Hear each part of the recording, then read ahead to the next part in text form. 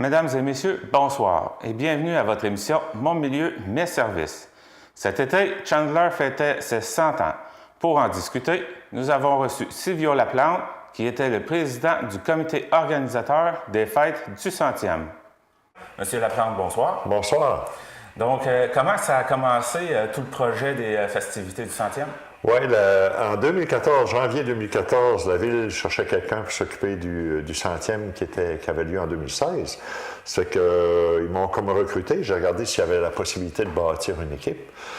Puis, aussitôt qu'on a eu un moton d'équipe, il y avait des délais pour les demandes de subventions pour ces choses-là, qui c'est tout le temps 1 an ou 2 d'avance.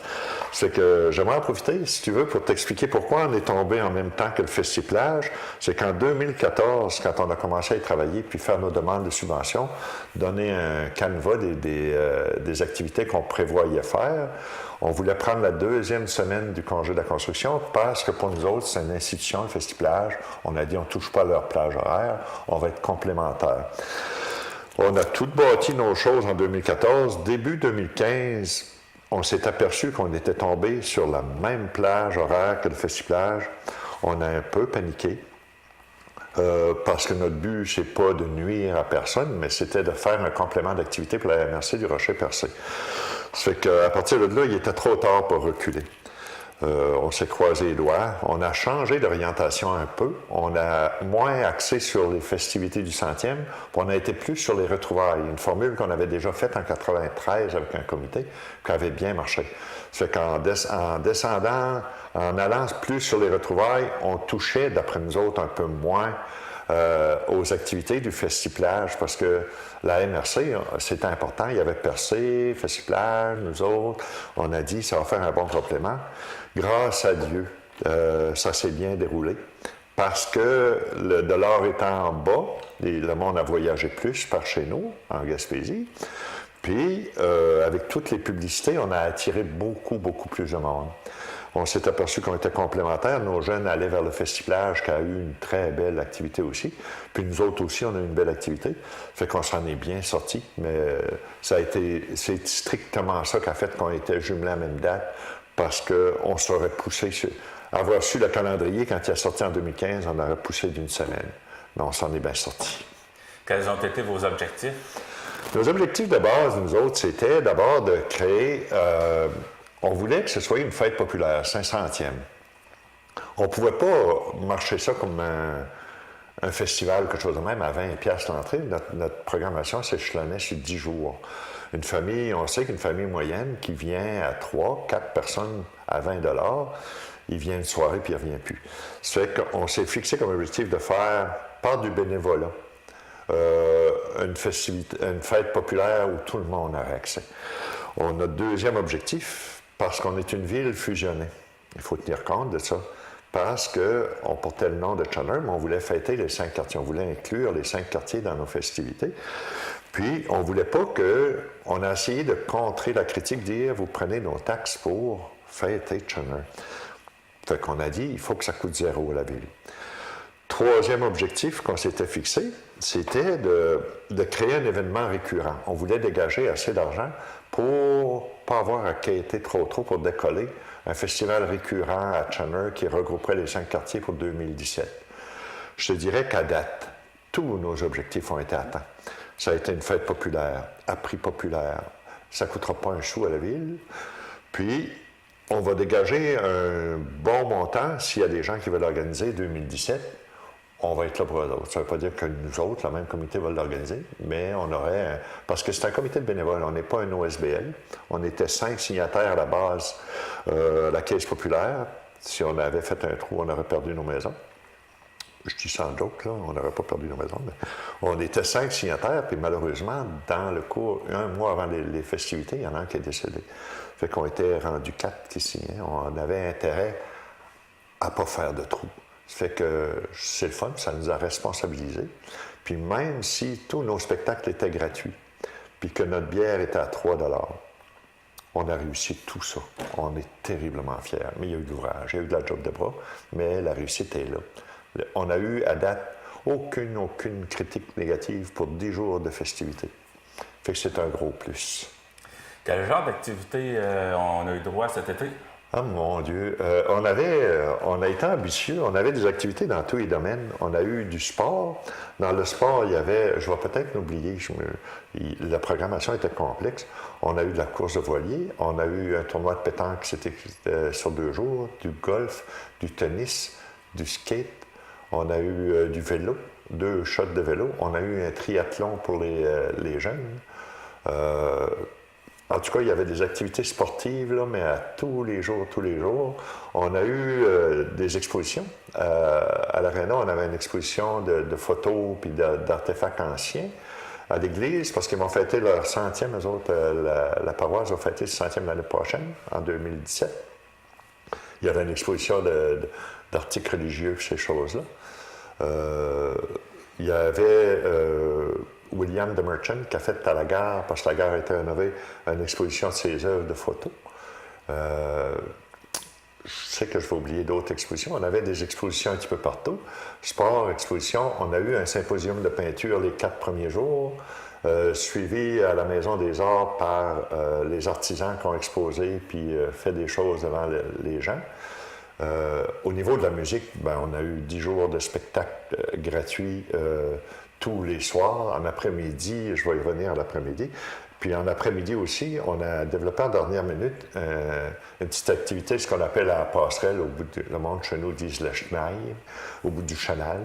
On avait une petite scène là où on avait des musiciens qui allaient jouer, on appelait ça une scène chapeau. On a eu ça a très bien fonctionné. On avait des chansonniers, ces choses-là qui allaient là, et on avait un petit bar. Puis ça a bien fonctionné. Au niveau de la musique, des chansons, ces affaires-là, on avait ça. Les expositions, on avait le gros volet retrouvailles où on avait mis l'accent. Il y avait, d'abord, tous les jours, il y avait des retrouvailles pour les groupes scolaires spécifiques.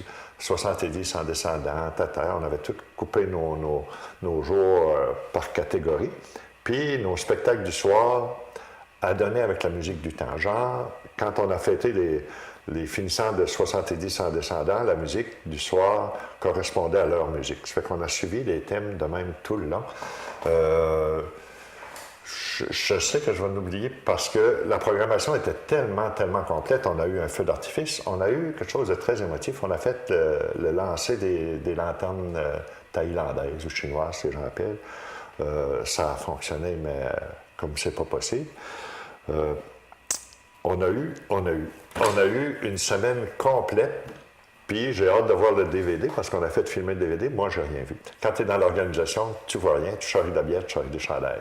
Fait que ça a été ça, notre grosse semaine. Puis si j'en ai oublié, je m'en excuse. C'est pas bien grave. Et puis, vous avez parlé des retrouvailles. Est-ce que la population a bien répondu à l'invitation? Ça a été fantastique. En plus des retrouvailles scolaires, je te remercie de me ramener sur ce sujet. Je l'avais oublié, tu vois. On avait ciblé 4 gros items. On avait les employés du CI 3S, qui est tout ce qui a tourné autour de l'hôpital, qui ont fait un travail fabuleux. Un après-midi qui était dédié à eux autres. Le scolaire. On a eu un autre après-midi pour tout le scolaire. On a eu un après-midi pour les employés et les ex-employés de la Gaspésia. Puis on a une association chez nous qui marche très bien.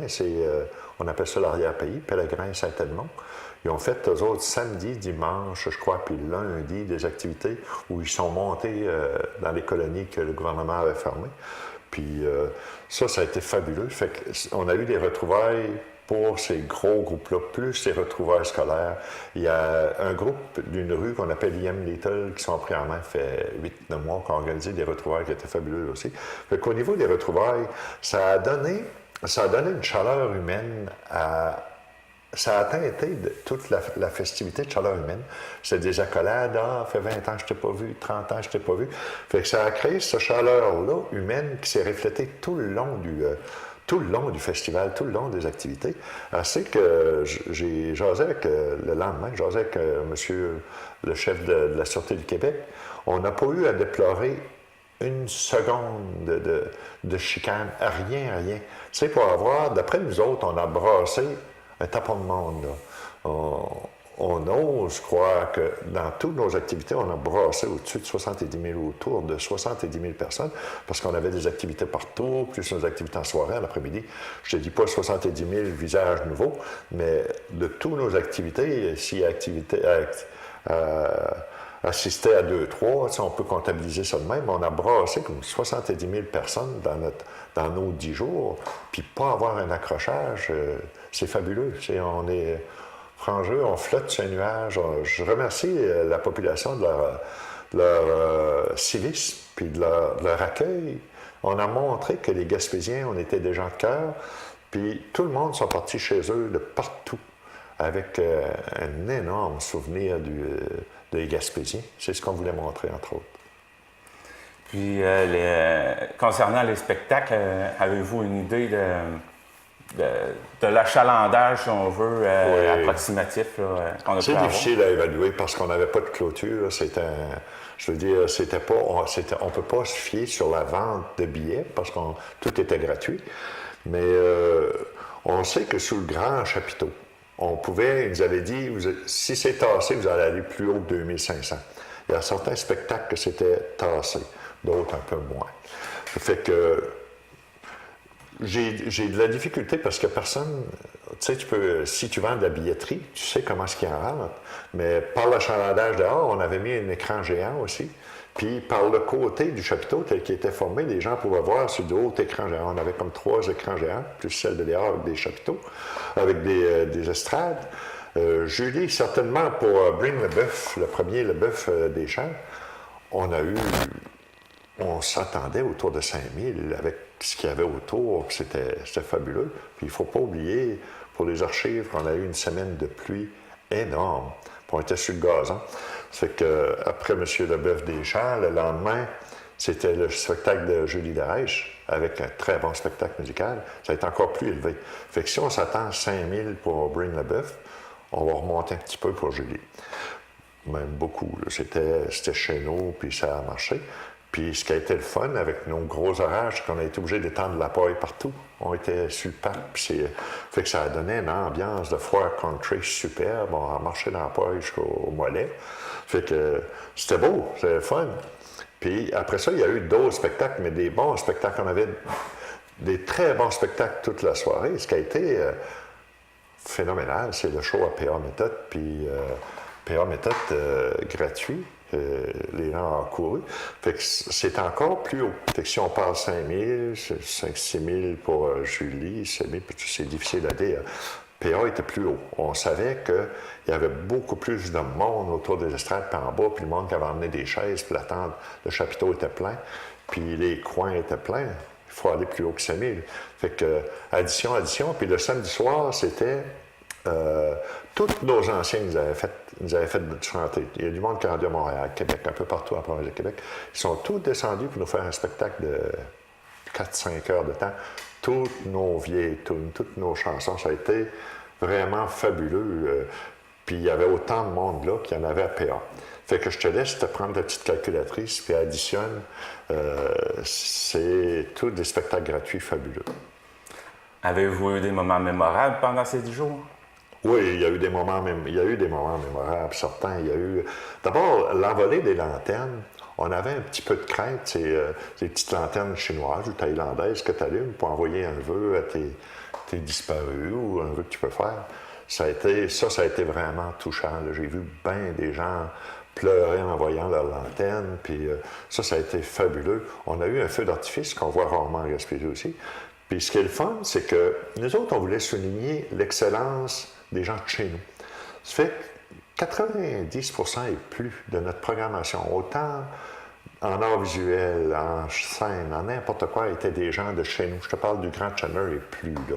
C'était des Gaspésiens, puis axés autour du Grand Cheneur, Newport jusqu'à Saint-François, ces affaires-là. 90% et plus, c'était des gens de chez nous qu'on a montré, qui faisaient de la peinture, qui faisaient du sport. On a souligné ceux qui sont sortis de Cheneur, qui ont vendu notre territoire. On a fait une soirée exprès pour eux autres. Il y a eu des moments forts. Il y a eu, dans le show du samedi soir, des retrouvailles énormes au niveau musical où Ça a été fabuleux. C'était magique. C'était des retrouvailles, une grande fête de famille. Fait que ça a donné un résultat qu'on a vécu. Tout le monde est encore pas en main de ce centième-là. C'est super. Et puis, avez-vous des anecdotes à nous raconter? J'ai vu tellement peu de choses. Parce que quand tu es dans l'organisation, tu fais un trip d'organisation. J'ai hâte, parce qu'on a fait faire, on avait 3 caméramans, un petit gars de chez nous aussi, Olivier Poulain, avec 3 caméras qui a suivi toutes les activités. Puis on devrait avoir sous peu le DVD qu'on va vendre d'ici au fête, de tout ce qui s'est passé durant les retrouvailles, durant le 100e. Fait que des anecdotes croustillantes, non, ça a bien été. Il y a eu des coups de cœur sûrs, là, comme je t'ai dit, comme on avait, entre autres, Serge Lantin qui avait fait un AVC, ça fait plusieurs années. Puis il est rendu tellement correct qu'il a remonté sur scène parce que c'était un de nos musiciens. Moi, c'était un de mes coups de cœur parce qu'il était à peu près de mon âge. Où, le voir sur scène chanter puis avoir du fun, ça a été un bon coup de cœur, ça, là. Ça a été, il y avait de la descente de rivière en kayak, il y avait, je ne sais plus quoi te dire, il y en avait tellement. C'est un programme de fou. Je sais pas. Avez-vous, étant donné que c'était une grosse organisation, que j'imagine qu'il y a beaucoup de monde qui a travaillé là-dessus, avez-vous du monde que vous aimeriez remercier? Ah oui, ah oui, ah oui. Ah oui. On va d'ailleurs souligner, là, on va fermer nos livres, fermer ces choses-là, on va souligner, on aurait autour de 300 bénévoles qui ont œuvré pour mettre ces choses-là en marche. On était un comité de 9 au départ, mais ça a grossi. On va souligner, on va remercier nos 200 bénévoles, mais on va le faire, Madame le gars, personnellement, de 1 à 1. On va faire une soirée, on va prendre le temps de leur dire un gros merci. Il y a des employés de la ville, certains employés de la ville, comme la voirie ou ceux qui s'occupent des chemins, ces affaires-là, avec Marc qui nous a fait un travail fabuleux. Je veux dire, je veux bien croire qu'ils sont payés, mais ils en ont mis plus, puis ils nous ont facilité la tâche. Il y a eu les pompiers avec Barbé Bastien, qui en a mis plus, puis qui nous a sauvé des jobs. On a eu vraiment une belle relation entre les employés de la ville puis le comité du 100e, parce que c'est 2 choses séparées. Au départ, je ne voulais pas faire partie de la ville. Je n'aurais pas fait partie d'un comité où on aurait eu des directives du conseil de ville. Ça ne m'intéressait pas, je n'aurais pas travaillé dedans. Je voulais qu'on ait notre autonomie de décision au niveau de ce qu'on allait faire, comment on allait le faire. On a tenu à ça tout le long. C'est 2 choses séparées. La ville, c'est la ville avec son côté politique. Puis nous autres, c'est notre côté festif. C'est la direction que j'ai prise en 2014. Puis si ça n'avait pas été ça, je n'aurais pas été là. J'y tenais mordicus. Il est arrivé pour mêler les gens, entre autres un petit peu plus, qu'on a misère de mêler ce qu'est la ville puis nous autres. 2 entités carrément différentes. Il y a eu Nova Lumina qui a décollé en même temps, qui est notre parcours lumineux. C'est une autre chose séparée. C'est Moment Factory qui a décidé, qui est une compagnie de multimédia, qui a décidé de venir à Chandler s'installer pour faire le sentier lumineux. C'est 3 choses. Fait que le monde me demande pourquoi on ne peut pas aller en chaise roulante dans Nova Lumina. C'est pas mon domaine. Parlez-en à Nova Lumina. Moi, j'étais dans le 100e. Je veux dire, mais ça marche très bien. Nova Lumina a aussi une belle vitrine pour la Gaspésie. Merci beaucoup.